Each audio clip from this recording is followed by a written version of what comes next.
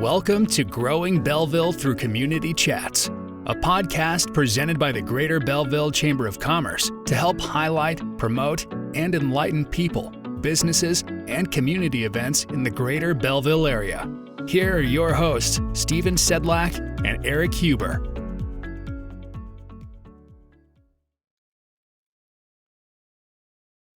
Good morning, everyone. Welcome to another episode of Growing Belleville Through Community Chats, presented by Greater Belleville Chamber of Commerce. I am your co-host, Erik Huber, with Stephen Sedlak. Stephen, how are you doing today? Wonderful for a Monday morning, Erik. Well, we kind of past episodes, of course, we've had some local business owners. We're changing it up a little bit because it's getting to be February. February 1st is tomorrow, and for me, in my past life, February meant getting ready for spring training. And we have a little different circumstance with the lockout right now. So it's a pleasure to introduce a buddy, former teammate of mine, World Series champion and MLB All-Star, Mr. Brock Holt. How you doing, Brock? Erik, good to see you, man. Steve, thanks for having me. Good deal, man. Well, for those listening, you can't see, but I have the authentic 2010 Bradenton Marauder jersey, affiliate of the Pittsburgh Pirates. So Brock and I played together that year. So in honor of him being on, I got my jersey on here. I know Brock was probably, second best athlete on that team behind me, right? Is that accurate? I don't know if I would put myself up at that high, honestly. I forget who we had on that team, but I wouldn't put me at second. You first, obviously, but I wouldn't go as far as putting me at as high as number two. Like I said athlete, not baseball player, because I would be low on that list, giving my current banking role versus playing baseball still. So, but yeah, I mean, leading stretches, bench coach that year for myself. I mean, I did it all, I think, for Bradenton, and got to watch you play some phenomenal baseball. Yeah, I think you got to watch me play for about 40-something games, and then I went ahead and tore the meniscus and was out the rest of the season. I just went to the beach the rest of the year. So got a good tan that summer. I remember that. Lost it 4 days into the off season because I was born with pale white skin. So, but I remember that, man. I remember that summer really well. It was a good time. Like I said, 40 games. Played well. Remember the stretches led by you. Yeah, we had a good year. We had a good team. And I just remember whenever I got hurt, after I got hurt, I think y'all had like 17 games in a row rained out in Florida because it would just decide to rain right before the game. That was pretty normal down there. But pretty normal in Fort Myers, not Fort Myers, in Bradenton.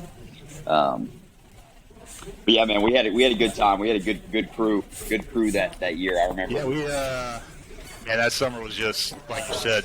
The players we had on that team, actually Pittsburgh was kind of new administration, new front staff. They were bringing in some quality players like yourself. Man, I want to say we had about 10 big leaguers that ended up playing that summer. It was, just thinking Starling Marte, obviously, running around the outfield. He was a pretty decent ball player, still is. We had yourself, Hunter Strickland, pitcher, Jeff Locke, Tony Sanchez behind the plate. We had quite a few players, it was fun to watch. Like I said, Pittsburgh was doing some good things after a couple years of bad baseball, and they were bringing in some talent in the minor league levels, which was exciting for me because I got to watch some of those guys play. Yeah, man, I remember just coming up with some of those guys. I mean, I had the best seat in the house for Starling Marte for a couple years. Got to play with him, and if I didn't hit leadoff, I hit second, and he hit right before me or right after me. But whenever I would hit second, I remember he would, lead the game off with like a bunt base hit, show his speed, and then the next at bat he'd hit one into the trees, for a home run, and then he'd be making plays in the outfield. And but no, man, it's cool to kind of look back after you've been playing for a while and remember playing with some of these guys that were playing against some of these guys in the minor leagues coming up, and watching them be as successful as they've been. So, but yeah, man, we had some good dudes on that team, good dudes who I still keep in contact with.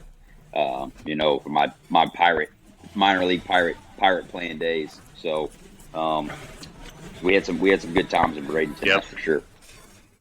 Do you think, I got a quick question for you, Brock. Do you think, and Erik, you can probably chime in as well too, but, you guys came up through the trenches, right, with the minors as opposed to the majors. Now, of course, evidently the years where you won the World Series are phenomenal, but you kind of look on those minor league years a little bit differently than you do the majors, because like I said, you guys did come up through the trenches. You guys were all kind of together trying to make it to the certain goal, right? Whereas when you get to the majors, you reach that goal from the minors. I mean, are they totally different scenarios looking back on them?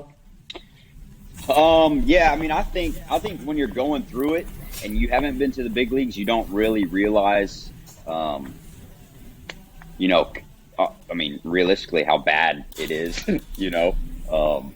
and once you get to the big leagues, you kind of realize, you're like, man, that, I went through all of that because this is what I was trying to get to, and I think that kind of puts it into realization that, like, whenever you're going through it, it's just you and your boys, you're like, I mean, it's a grind, you're on buses, you're getting in late, you're eating McDonald's or Taco Bell or whatever you can find that's close to the hotel on road trips. And, you're just trying to get by, and you're trying to play good enough to keep moving up.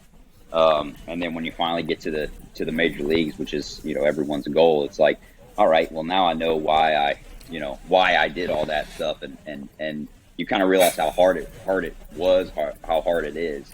And, it's a special time, as you're coming up. But once you've been in the big league, once you've gotten to the big leagues and had a taste of the big leagues, it's hard to imagine ever going back to those days because you go from getting treated, you're doubling it up on the road, and you're staying in the Red Roof Inn, you're staying at the local Red Roof Inn, and then you're flying charter flights, and you're staying at the 5-star hotels, and you go from getting treated like a king to, bottom of the barrel in the minor leagues. But it's a grind, and it's something that every guy has to go through, and you build some really, really good relationships coming up because of the situation that you're in, and the places that you go together, and the bus trips and all that stuff. So you kind of learn to bond with your teammates, and you make the most fun out of it as you can. Yeah, Brock, what would you say, like, I'm sure you do, talk with kids locally, back at your JUCO or college or high school even. Like you said, I mean, going through the minors is an absolute grind. You're making absolutely no money, playing a game you love, and you keep getting told that, hey, you're playing a game you love, everybody wants to do it.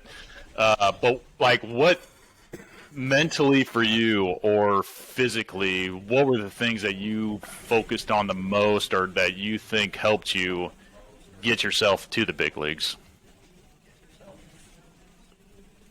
I mean, honestly, I just feel like from an early age, man, I just knew what I wanted to do, and I was going to do anything that I could to do it. And there were times when I didn't think I would, like, obviously, like everybody, we have doubts, and we have, bad days and stuff like that, and negative thoughts creep in.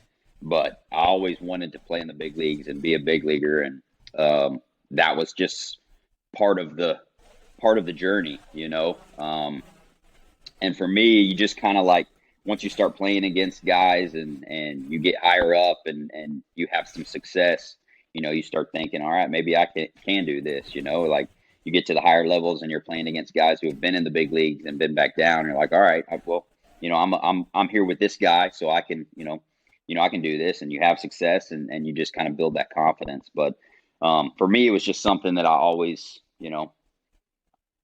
from the time I could,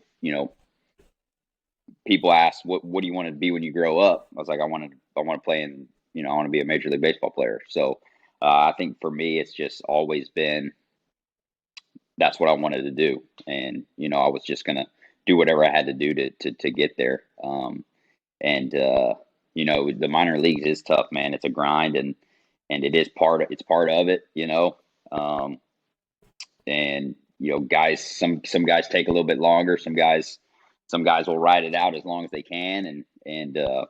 But I've been very fortunate to get to play with some really good people, some really good coaches who helped me along the way and help me enjoy those times, when things aren't great, when things aren't fun. You have good guys around you, good people around you. It makes going to the field every day a lot more fun. And when you're having fun and enjoying yourself and you're around people that you care about, it's easier to be successful. You just said, working or playing with some great guys. Of course, you played with David Ortiz, and of course, he just got elected to the Hall of Fame. How was it, playing with him and just knowing that you played with a Hall of Famer? Yeah, I'm trying to think. I think he might be the first guy that I've played with who got inducted. Obviously played against guys who got inducted, but I think he might be the first that I've played with that got inducted. And David was awesome. Big Papi, the name fits perfectly. He was a great teammate. He worked hard. He cared about everybody. He was always in a good mood. He treated everyone the same. Didn't matter if you were the 40th man on the roster or David Ortiz. It was a special time just getting to watch him go about his business and kind of learn from him. And he was huge for the young guys coming up. We had a lot of young guys in the organization who were making their major league debuts. Xander Bogaerts, Mookie Betts,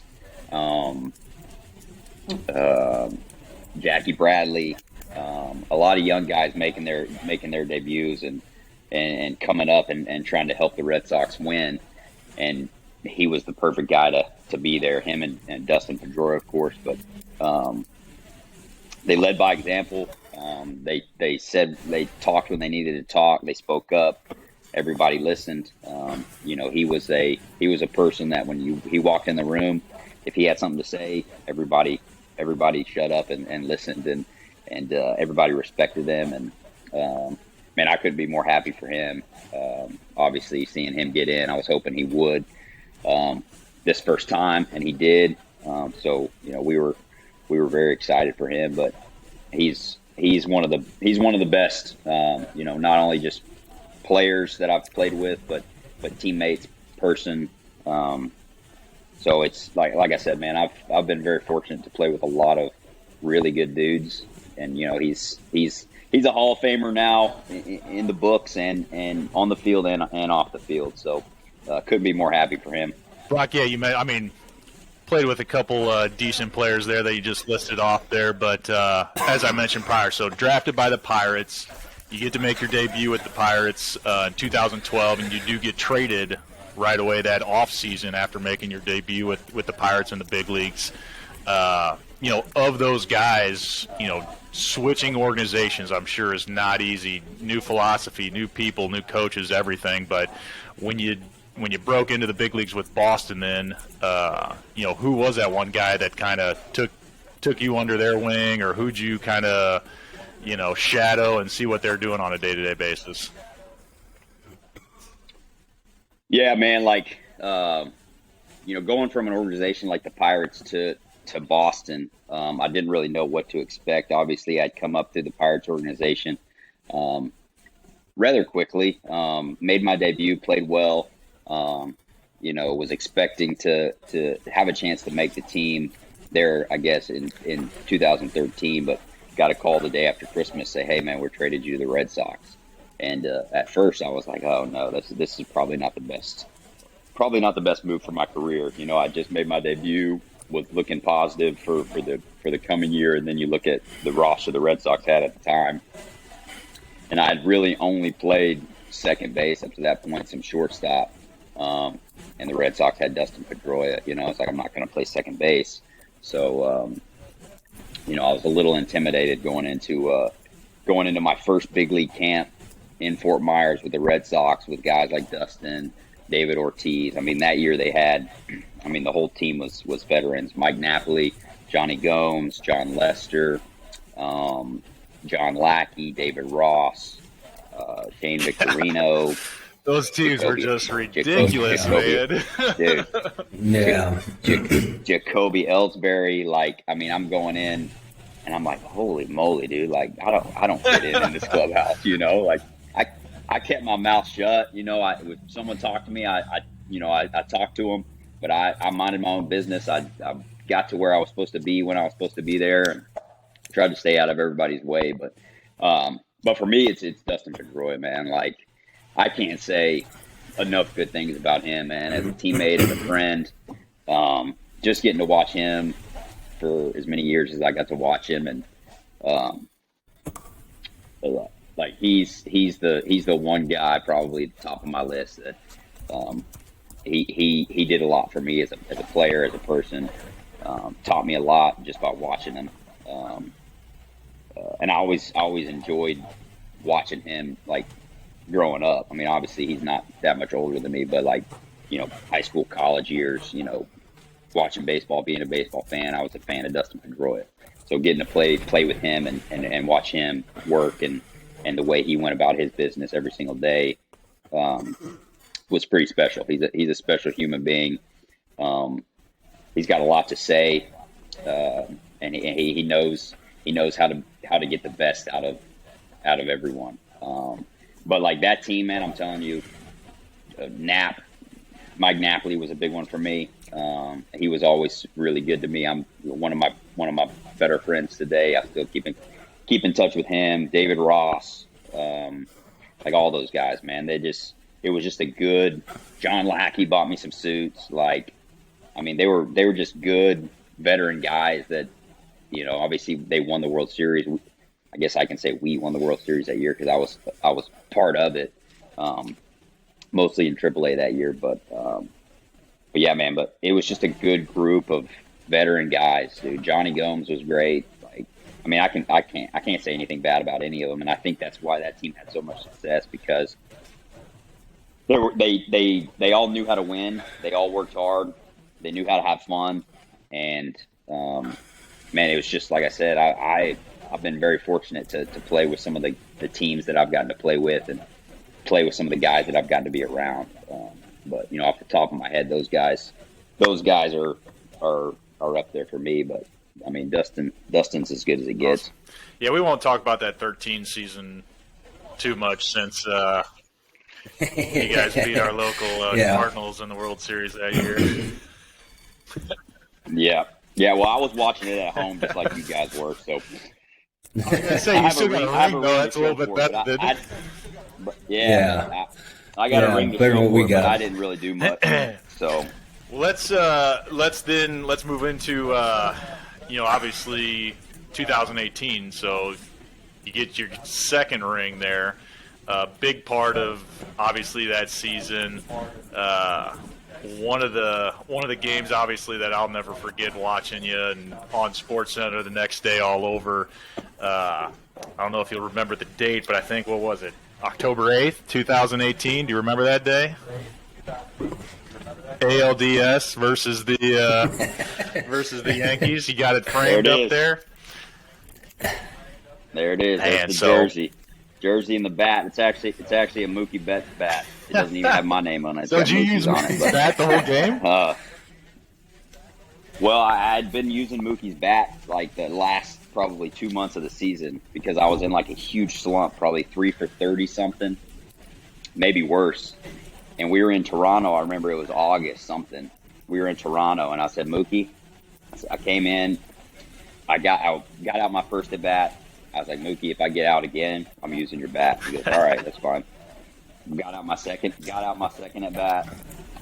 Picked up Mookie's bat. for my third at bat, got a hit, got another hit, and then I just kept getting hits. So probably my best month and a half of my career were those last month and a half using Mookie's bat, and I just kept using it in the postseason, and yeah, man, that was a special game. Yeah, so for our listeners, let's go. So October 8th, you're in the ALDS versus you're playing for Boston, playing the New York Yankees playoff at Yankee Stadium, and you became what? You're the only MLB guy to ever hit for a cycle in the postseason, right? In the postseason, yep. That was the first time it's ever happened, and I'm rooting against everyone who gets close to doing it again. I mean, that's one of those things. I mean, I guess if someone does it, I'll always be the first, but it sounds a lot better whenever you're the only. So what was it? I mean, I've had those moments. I mean, everybody has. I mean, in the box that day, were you locked in? I mean, was there? I mean, were you just? Was it like they said, baseball was a balloon that day for you?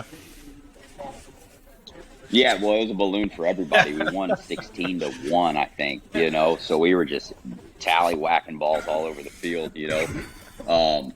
But it was fun, man. Like, I had just felt, I'd been seeing the ball well and having good at-bats. And, I didn't play, actually, the first two games of the series in Boston.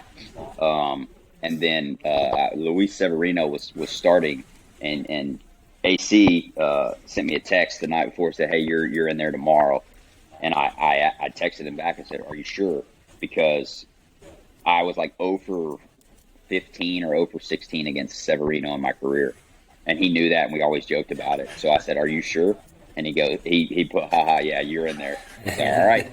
So, but yeah, man, it was fun, dude. Yankee Stadium was, I mean, loud as I've ever heard it, and we quieted it down pretty early in the game, but everybody was just locked in that game. Uvalde was on the mound, and they couldn't touch him, and like we just kept scoring runs. It was so much fun, man, and we ended up, I ended up getting. I give Ian Kinsler the credit because Austin Romine came in to pitch, position player, and I needed a home run. And the first two guys get out, and Ian Kinsler is hitting, and he worked a big walk against Austin Romine for me and got me up, and I swung at the first pitch. And I was just kind of like having fun with it. Like in the dugout, I was like, "Hey guys, get me up. I'm fourth up this inning. I need a home run for the cycle." I didn't know no one had ever done it in the postseason before, but I was just like, we're having fun. It was I think 14-1 at the time, and I went up to Dustin. I was like, "Hey, man," it's like, "I need a home run for the cycle." He goes, "Yeah, I know. You better try and hit one, or I've lost all respect for you." So I'm just walking around. "Hey guys, get me up. I need a home run. I'm fourth up. Get me up. I need it." And sure enough, I got up and I swung at the first pitch. And obviously, Yankee Stadium is short right field porch, and I don't really ever try to hit home runs, but that's one at bat where I was like, "All right, I'm gonna see if I can hook a ball here." And first pitch, I mean, obviously a position player pitch in, like you know what you're getting, and I just pulled one right down the line, and it was high enough to sneak out of there. But I don't think some people knew. I know Goody, our first base coach. He was like watching me run around the bases, and I'm like screaming, like, "Yeah, woo!" Like pointing at the dugout, like everybody. He's like, "Dude, he told me after, he's like, "Dude, I didn't even know you hit for the cycle." Like I was like, "Rob, what are you doing, dude? You're celebrating right now." He's like, "You're gonna get somebody killed in our lineup, But no, we had a good time with it, man, and it was just one of those nights, man, that I'll never forget. And special for us as a team. And it just kind of, I think that was the game that kind of, put us over the top and like, all right, we're for real. Like we're a good team. And I think it gave us the confidence to go through the postseason and do what we were able to do. Yeah. So then obviously you guys move on. You win the World Series that year. So a little bit different from 13. You're on the field. You got your lovely wife Lake in there with you. You got your oldest boy Griff. I mean, what's that feeling like? Dude, that's like, it was one of those things that, I mean, I'm sure you've thought about it. Anybody, I feel like everyone who's played the game has thought about playing in the World Series, being out on the field, like 2 strikes, 1 more strike, and we're champions. Like, I was playing second base, and I'm glad I was actually on the field, not in the dugout. But Chris Sale came in, we were up by 4, and like basically knew. You didn't want to say like, all right, we got this, but like you just had a feeling.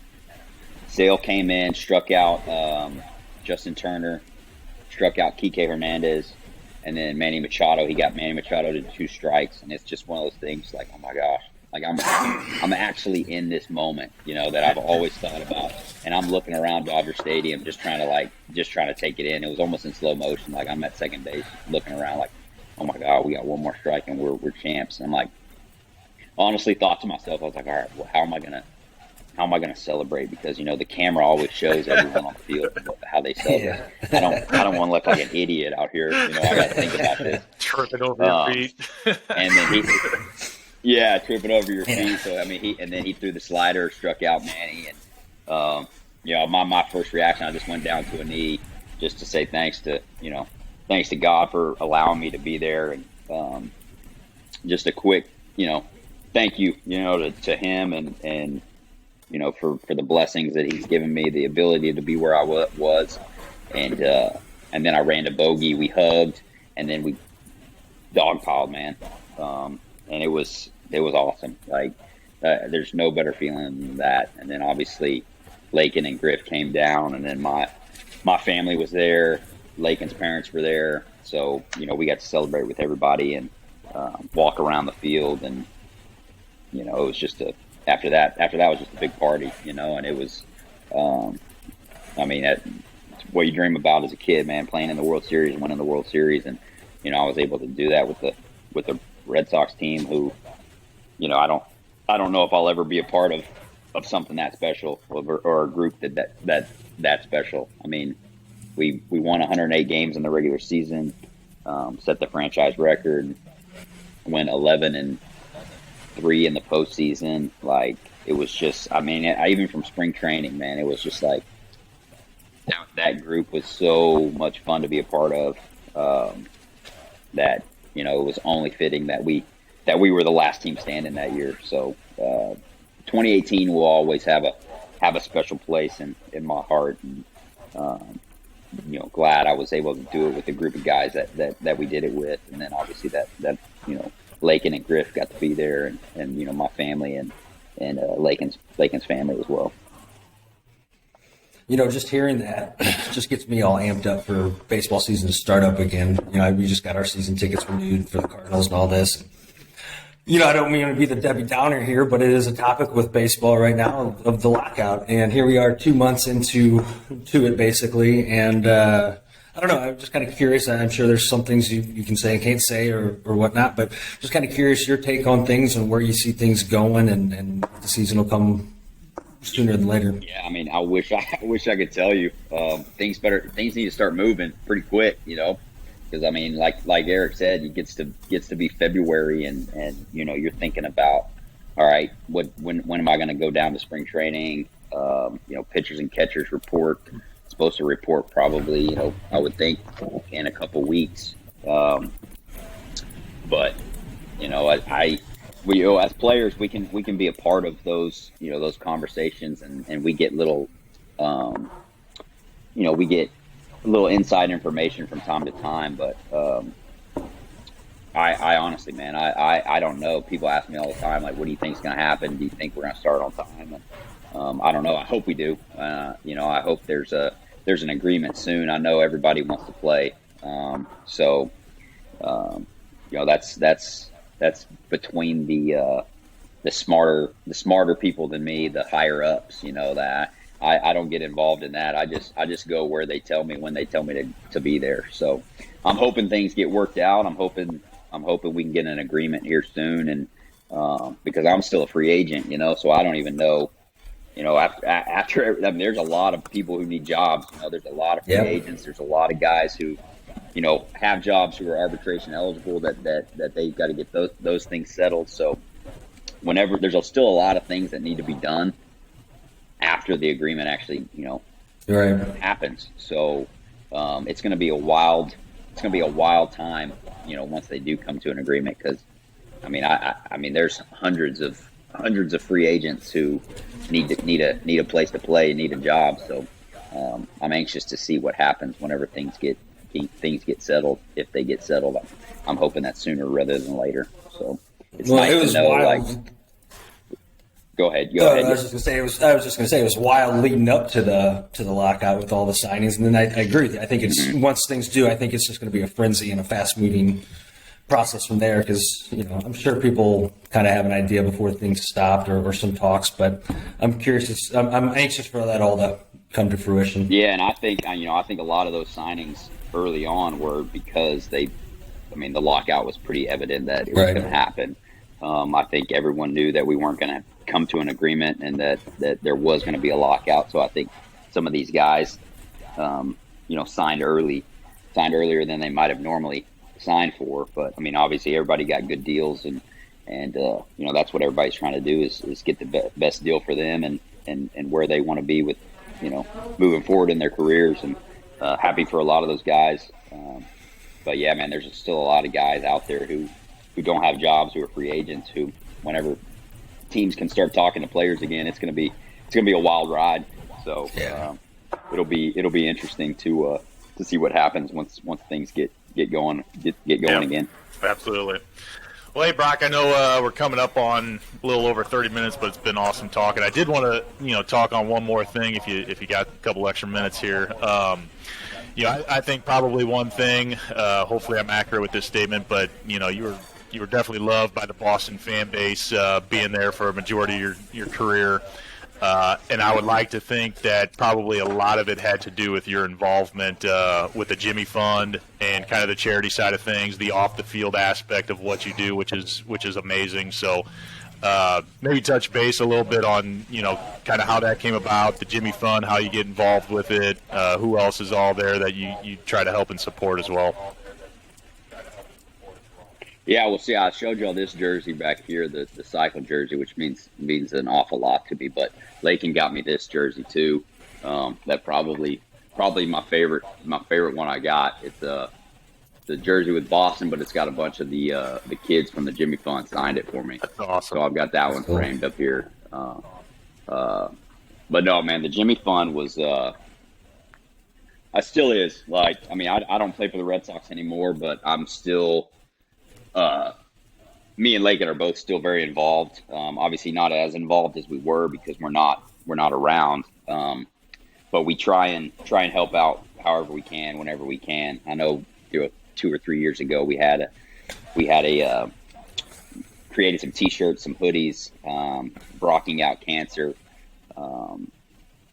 September is Childhood Cancer Awareness Month, so we made those in September and we sold them throughout the month and raised a good amount of money for the Jimmy Fund. We gave it to them, and they were able to use that to fund like a summer camp type thing for the families, a day where everybody can just get out. They had stuff for them to do, and then this past year we did another shirts, hoodie, hat sale.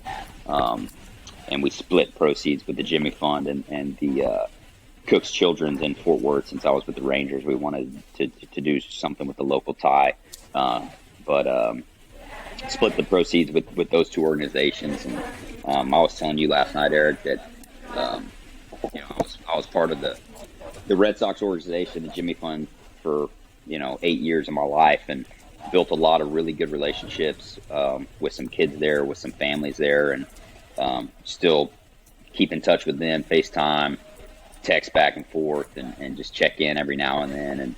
And they've become kind of like family to us. But it doesn't matter where I play, what I do, where I'm at.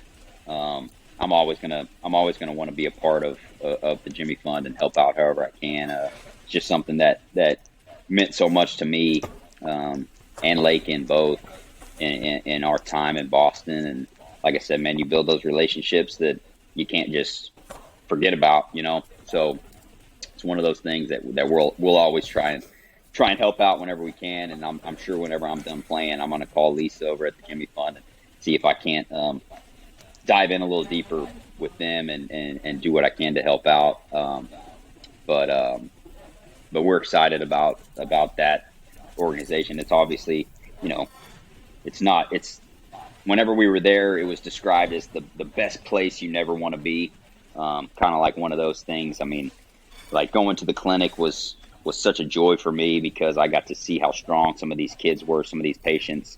But you know, once I had Griff, man, it was tough to go in and see, you know, because you see the moms and dads and the families that, you know, they're in it with the kids, man, and the kids are strong, and some of them are so young they probably don't know what's going on. But man, as a parent, I couldn't even like put myself in that situation, in their shoes, and to have a place like the Jimmy Fund where they explain things, where they treat everyone, you know, they have things for the families, they have things for the siblings of the kids who are going through treatment. They help everyone, man. It's like a big family, and obviously it's something that no kid should ever have to go through, no family should ever have to go through, but you know, we do, you know, people get sick, kids get sick, and that's a place that's doing their best to help and to raise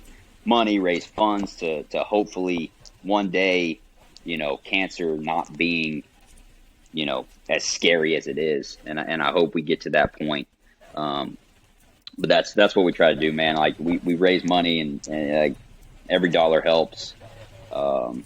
But it's just it's a special place that really touched me and Lakin's lives. And it's a place that we'll always try and help however we can. We love the people there. We love the nurses there. We love the doctors there. We love the families. We love the kids. So, you know, I you know, you always wonder like, hey, what, you know, I always kind of wondered like why I got traded to Boston. Why did that happen? And you know, I always come to like, I was supposed to be there. You know, I was supposed to be there. I was supposed to be, you know, learn about the Jimmy Fund, be a part of it.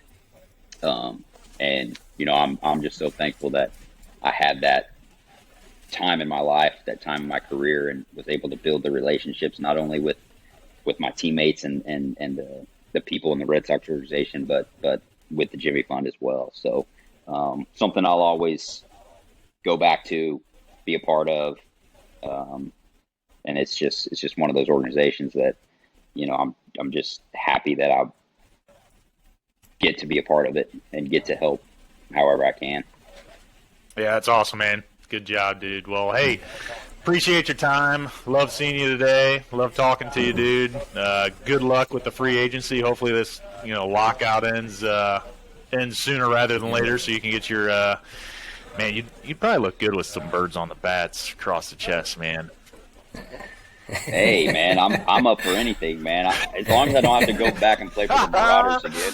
Hey, I'll take the Marauders, man. Hey, it's all right, dude. Yeah, I can't believe I can't believe you still have a Marauders jersey, man. I'm gonna have to go up and look in my closet. I've got a bunch of jerseys hung up in there. Maybe there's one in there. The old number, the old number 5. I think I was 2-3, baby, 2-3. I know you're. That was one good thing my parents did for me that they kind of kept a secret. They bought every one of my minor league affiliate jerseys, whether at the team store or whatever. So I got all 5 jerseys. Plan on getting them. I got the Pirates spring training jersey, so that was pretty cool. They kind of surprised me when I was done playing with all those jerseys for Christmas one year. So I was pretty shocked. It was kind of cool. That's cool. Yeah, that's nice. Those are cool to have, man. Like you said, like going through it, you're like, this, man, the minor league sucks, but like those are some good times, man. And like I said, we had a good time. You make the most fun out of it as you can. Like, I mean, really, like you're a young kid, you're playing baseball for a living. Like, you're not making a lot of money, but you're with your boys and having a good time. So no, that's cool that you have all. Absolutely. You have all those. Pretty much like everyone says, the baseball, don't miss the baseball, but the bus rides, the locker room, always remember those. Yeah, the camaraderie, man. That's the thing, man. Like you during the season, you're with your teammates more than you're with your family. So you become family kind of with everyone, and you build those relationships, man. That's the best part about the game. The seasons are long, play a lot of games every single day, but you're all going through it together. And that's the best part about it. And I think that's the thing that people that players, the guys miss the most when they're done. Baseball can be frustrating, so you probably don't miss that as much going over 4 with 4 strikeouts or whatever it might be, but missing your boys, missing the clubhouse atmosphere, joking around with each other, giving each other shit, like that's fun, man. And you were one of the best at doing that. I know that for sure. I'll send that hundo in the mail, buddy. Thanks for that comment, dude. yeah, you got that. Yep, I'll be looking for it. All right, man. Well, hey, I do. I really appreciate it. Love keeping in touch with you. Hopefully, like I said, we can get you in that red and white over there across the river. If not, let's get you in. I do look good in red, man. So we need some listeners out there. Someone call Mo up. Tell him Brock's ready to go. Yeah. I'm free. All right, man. Well, hey, take care. Good luck with everything. All right, guys. Talk soon, man. Yes, sir. All Yeah, right. thanks for joining us, Brock. Appreciate it, guys. Yeah, this was fun. All right. Take care. All right, later. Thanks for listening to another episode of the Growing Belleville Through Community Chats podcast. Please remember to follow and subscribe to this podcast and share with your friends and community leaders. For additional information from this podcast, please reach out to the Greater Belleville Chamber of Commerce.